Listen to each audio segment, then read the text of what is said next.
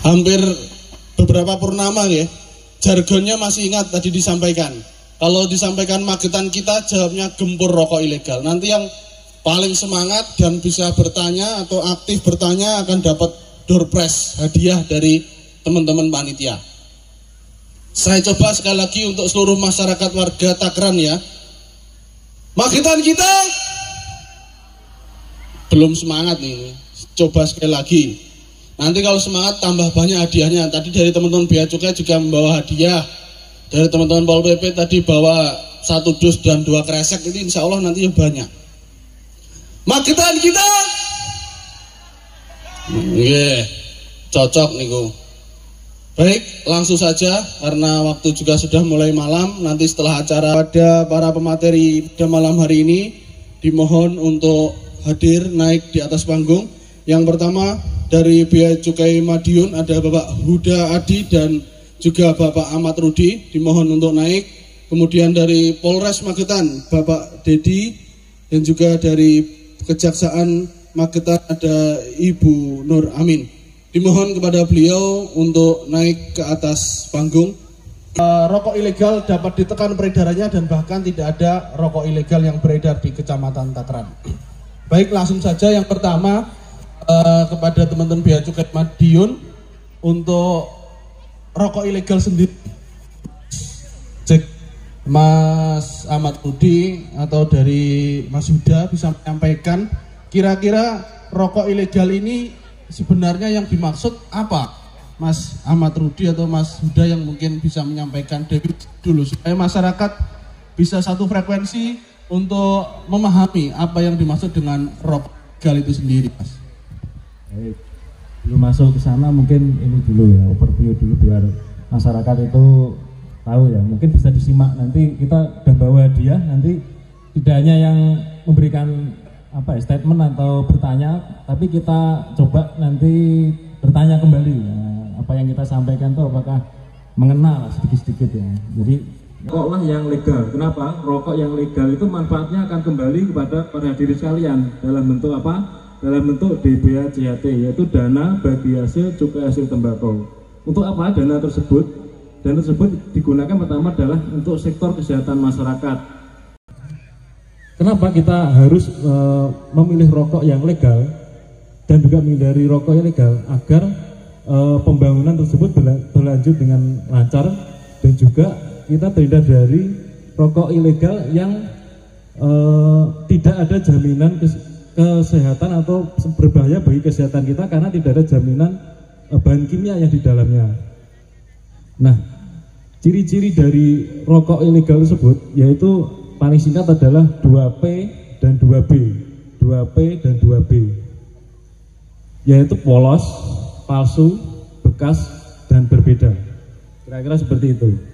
P dan 2B, Mas ya? Iya. Jadi diingat-ingat ciri-ciri rokok ilegal 2P dan 2B. P yang pertama apa, Mas? Nah, ini Mas Rudi. Oh, Mas Rudi nanti menjelaskan lebih lanjut.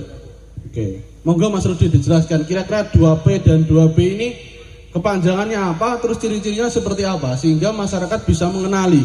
Mungkin di tokonya atau di tetangganya yang jualan ada ciri-ciri tersebut. Nanti bisa dilaporkan ke teman-teman kecamatan atau kelurahan terdekat dan ke Satpol PP tentunya. Akan kita lanjuti bersama-sama tim. Monggo Mas Rudi. Terima kasih atas kesempatannya. Mungkin ada contohnya di belakang, mungkin bisa dibawa supaya masyarakat bisa lebih paham ya.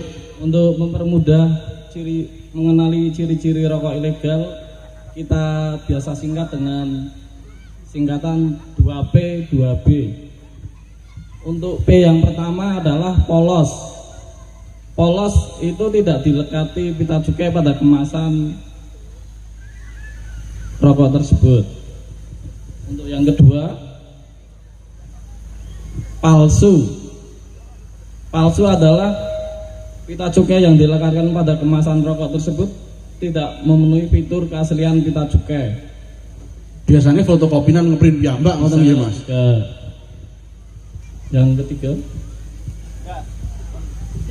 biasanya pita cukai yang dilekatkan itu adalah bekas pakai atau kletean dari rokok yang sudah dipakai, dilekatkan lagi di kemasan rokok yang akan diperjualbelikan kembali.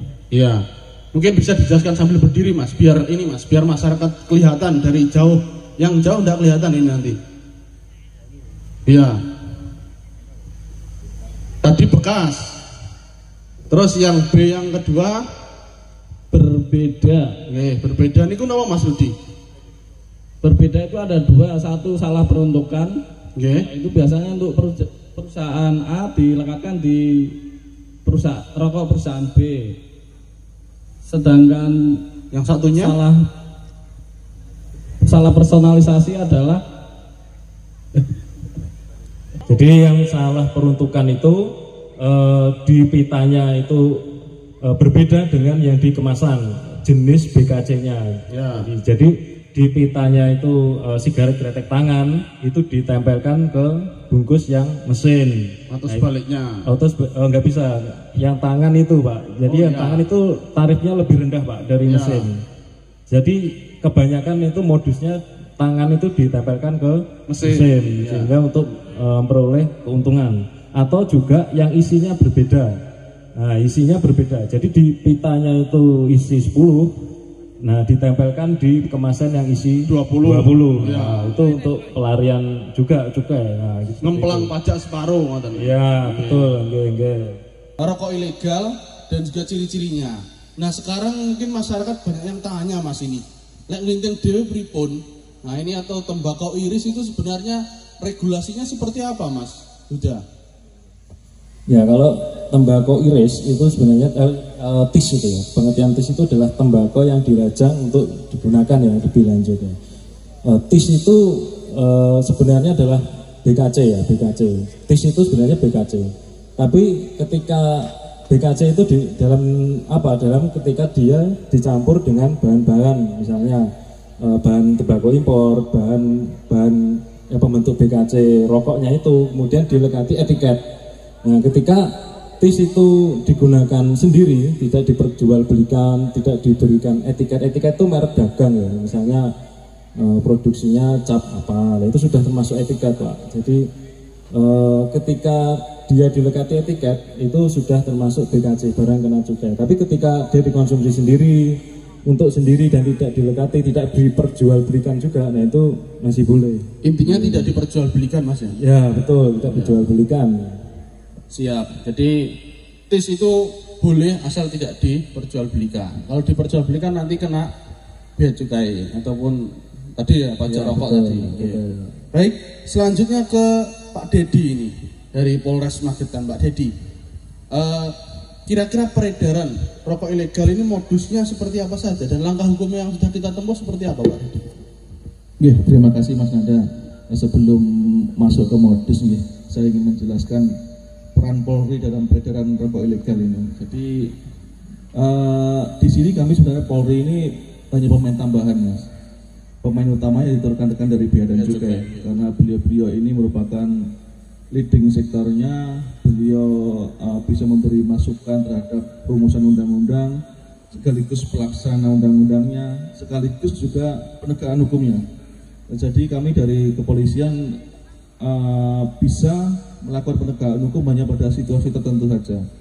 Nah, selebihnya kami hanya membackup, bersinergi dan ikut berkontribusi terhadap peredaran rokok ilegal ini. Karena akan sangat berat nanti tugas dan tanggung jawab dari teman-teman Bea dan Cukai yang mana berkantor di Madiun tapi membawahi 5 kabupaten dan 1 kota madya. Jadi akan sangat berat jika tidak kita semua ikut berkontribusi untuk membantu beliau-beliau ini, karena dengan keterbatasan personil tentunya, dengan keterbatasan sarana dan prasarana, jika kita tidak ikut bersinergi, kita ikut membackup,